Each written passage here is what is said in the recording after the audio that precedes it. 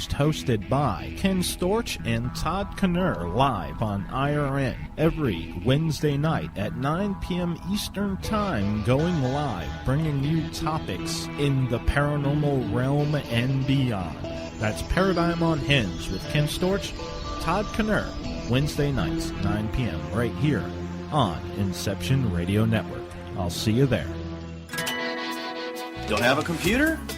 Is your internet connection down? Don't worry. Use your trusty landline or cell phone and dial or call and listen lines at 832-280-0830 or 786-837-2262 to listen to the Inception Radio Network 24/7. Again, those numbers are 832-280-0830 or 786-837-2262. For the Inception Radio Network, I'm MJ. You didn't forget what's coming up tonight, did you? Hi, Inception Radio Network listeners. This is Amanda. Never miss that interview you were looking forward to or the show on your favorite topic. Follow IRN on Twitter, I_R_N, and get reminders about the evening's live shows as well as fun and important updates throughout the week. That's I_R_N, and never miss a great show again.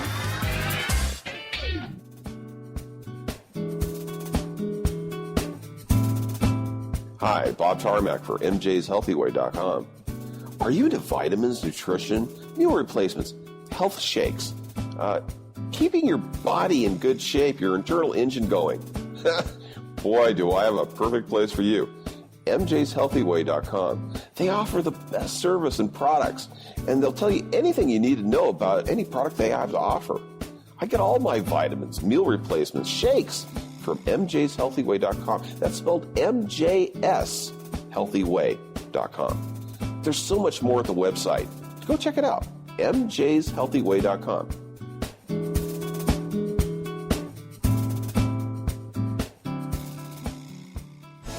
Hello, Inception Radio Network listeners.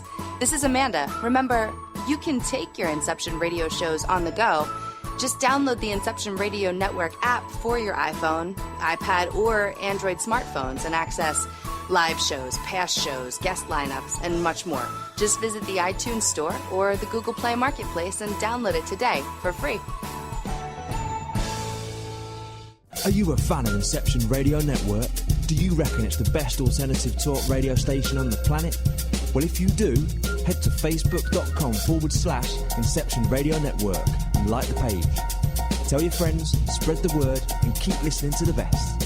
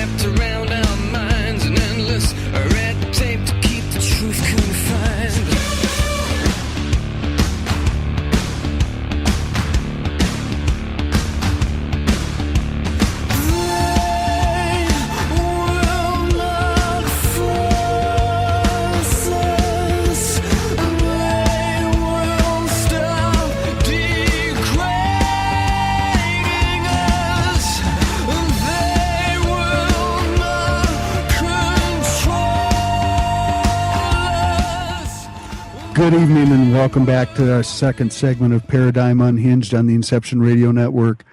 Don't forget, folks, go to our website, ParadigmUnhinged.com. Follow us on Twitter and friend us on Facebook. Call in your questions or comments and just a little sidebar for our listeners. I've got 2 questions in queue to get to our guests tonight, so I will get those to them this segment.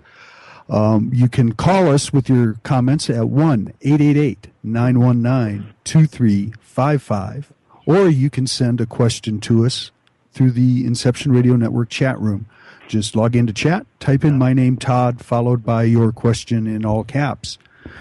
The Inception Radio Network also has free Android and iPhone apps available at the appropriate app stores. And if all your high-tech access is gone, you can still call us on a regular landline and listen to the show. There's 2 numbers for that. The first one is 1-832-280-0830. The second one is 1-786-837-2262. And if all else fails, you can go to show archives and download any or all of our past shows. Just go to ParadigmUnhinged.com, and at the top of the page, you'll see a link for show archives. Follow the link, and you can download all of our past shows. And that brings us back to this great conversation tonight between Mauro Biglino and Jim Mars. And before we pick up where we left off, I want to bring a question to you folks. And I think we may have answered this first one. But that is, with so many books written about the alien connection, and I assume that's the connection to mankind, such as Zecharia Sitchin's 12th Planet series, is it safe to say that these writers were correct with their assumptions in their recounts of what and how it all happened for mankind? Basically, is this information basically proving all of the quote-unquote conspiracy theorists in the past, they've been labeled that, are these people right? Queste persone parlano della connessione con gli alieni. Sì, allora rispondo io. Can we go? Yes, please. Can we answer? Okay. Sì, ciò che leggiamo nella Bibbia, what we read in the Bible, ci consente proprio di pensare, we can think that sulla Terra sono arrivati on the earth they arrived individui provenienti da altri mondi, some people arriving from other worlds, e che hanno colonizzato la Terra, and they colonized the earth, se la sono divisa, they share the earth, they divided the whole earth, hanno operato sulla Terra in vari modi, they worked on earth in different ways, e una delle cose più importanti che hanno fatto, and one of the most important thing they did, è stato quello di intervenire geneticamente, was to attach in genetic way, per formare l'uomo, sì, to form the man, the matter of human being, Homo sapiens, the Homo sapiens, e probabilmente anche il sapiens sapiens, and probably also the sapiens sapiens, attraverso molti interventi, with a lot of activities che hanno fatto nel corso di migliaia di anni, di centinaia di migliaia di anni. They did in 100,000 years. Loro hanno fatto l'Homo sapiens, they did Homo sapiens, poi hanno fatto Adamo ed Eva, then they did Adam and Eve, che non sono i progenitori dell'umanità, non sono i progenitori. That they are not the progeny of the human being, they are not. Ma i capostipiti di una razza particolare, speciale. But they are the first men of a particular and very special race. Poi si sono uniti sessualmente con le donne discendenti da questa stirpe. Then they sexual join with the women of this race. E poi hanno fatto ancora degli interventi genetici al tempo di Noè. And then they did some other activities at Noe ancient time. Ok. Genetic. Yes. Well, absolutely, that's correct. And I'm not sure it's going to solve or settle any conspiracy theories, because so often it's all based on belief, whatever you want to believe. And belief is wonderful. I mean, you can believe anything you want to, but belief is not knowledge, okay? So people like Mr. Biglino and myself, this is Jim Mars and others, we follow the evidence wherever it leads, instead of grabbing onto a belief system and then trying to support that come hell or high water. For one thing, it may not settle any of these belief controversies, but what it's doing, at least for me, is answering a lot of questions that I have about our origins and about things in the past. For example, was there ever an Atlantis? Well, apparently there was. It might not have been called that, but it's obvious that there's evidence all around the world that there was a highly developed and highly technological society on this planet long before our recorded history. It also explains why that the rulership of this planet, starting with the Sumerian god kings and all the way through the pharaohs, the Caesars, the Fura, they're all concerned with the bloodline. Is your bloodline closest to the ancient gods? Where did that come from? Well, it is all answered by the idea that there were extraterrestrials who had technology that appeared to be magic to the Earth's primitives, and they worshiped them like gods.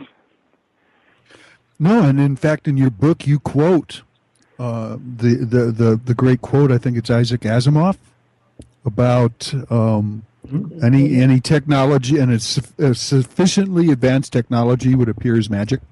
Yes. Can you imagine going back in a time machine to just 100 years ago? Okay, go back to 1880 or something, and show a person at that time one of these handheld colored TV sets that's working. Okay, he would think you're magic. He wouldn't even know how to comprehend that. Yes, that's right. And it's that misunderstanding of technology that Mauro talks about. That's throughout the Bible. They're describing various types of technologies. Right. And let me tell you how that gets warped around and gets changed. In the original King James version of the Bible, which is, from my study, appears to be a very close translation of the original Greek and Hebrew, we see the story of Ezekiel, and we find that Ezekiel was a good reporter. He didn't just say, I was lying around one day and a vision came to me. He says, I was by the river Shebar at a certain time, a certain date, gives all the details. He's a good reporter. And then he says he saw this thing coming out of the sky. It had lights, it had spinning wheels, it had a large roaring sound, everything. He said it was a vision of God. And he said the vision of God sat down over here, and the vision of God picked me up and carried me to this city in the mountains. And the vision of God was in this city, and and it's obvious that he is talking about something, some object that he couldn't explain, so he called it a vision from God. Okay, and yet in some of the more recent translations, it quotes him as saying, I was by the river Shebar, and God came to me in a vision. Well, see, there's a semantical difference there that subtly changes the meaning. It's a lot different to see something that is a vision of God, and as opposed to somebody comes to you in a vision or a dream. Allora, sì, chiedi un po' la parola, se... Però può chiedere? Can we talk now? Oh, please. Okay. Allora, la Bibbia parla chiaramente. The Bible tells us clearly. Per confermare quanto dice Jim Mars. To confirm what Jim Mars just said. Di tecnologia. Of technology. Una delle cose più strane e inaccettabili che io ho detto, one of the most strange and unacceptable thing I said, e per la quale sono stato durissimamente attaccato, And for this reason, I was very, very hard attacked by what I said. È che i cherubini that of the